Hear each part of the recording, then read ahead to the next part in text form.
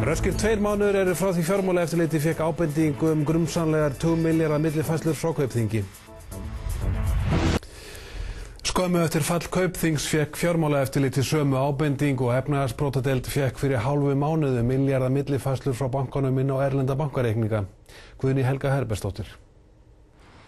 Efnahagsbrotadeild ríkislögreglustjóra skoðar nú millifærslur upp á samtals 100 milljarða króna frá Kaupþingi á Íslandi inn á erlenda bankareikninga, en grunur leikur á að stjórnendur bankans hafi fært vildar viðskiptavinum stórar fjárhæðir á silfurfati.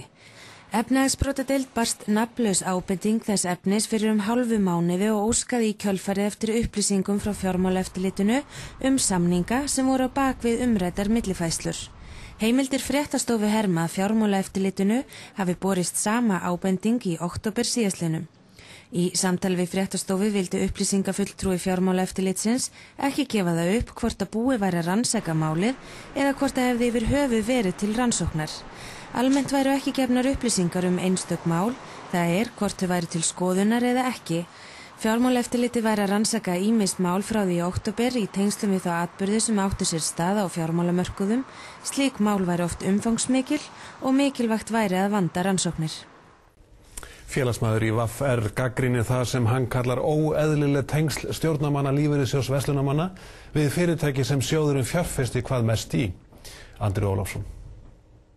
Ragnar Þór Ingólfsson félagsmaður í VR. Hann hefur í þó nokkuð tíma kynnt sér starfsemi lífeyrissjóðsfélagsins og afar gagnrýninn á hvernig hann hefur verið rekinn. Eitt af því sem Ragnar hefur gagnrýnt eru tengsl stjórnenda sjóðsins við þau fyrirtæki sem sjóðurinn fjárfesti hvað mest í, en þær fjárfestingar að mestu glatað fé.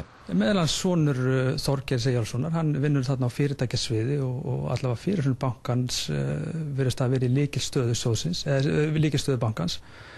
Og sömuleiðis vinnur konan hans þar og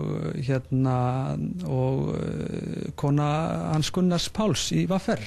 Þessi Þorgeir sem Ragnar minnist á Þorgeir Eyjólfsson, forstjóri lífeyrissjóðs verslunarmanna, og Gunnar Páll formaður VR. Ragnar segir að þessi tengslin í Kaupþing séu afar óheppileg og til þess fallin að skapa tortryggni. Lífeyrissjóðurinn átti í lok árs 2007 áttu þeir 22 milljarða í hlutabréfum í Kaupþingi. Þeir áttu síðan í Exista og Bakkavör sem eru félög sem eru einu stærstu hluthafarnir í Kaupþingi. Annað atriði sem Ragnar bendir á að launakostnaður lífeyrissjóðsins hafi á síðasta ári verið 270 milljónir, þrátt fyrir að þar starfi einungis 27 manns. Hvar í öllu þessu dæmi eru hagsmunir okkar sjóðsfélaga hafðir að leiðarljósi? Ég bara spyr, fyrir hver að vinna þessa menn?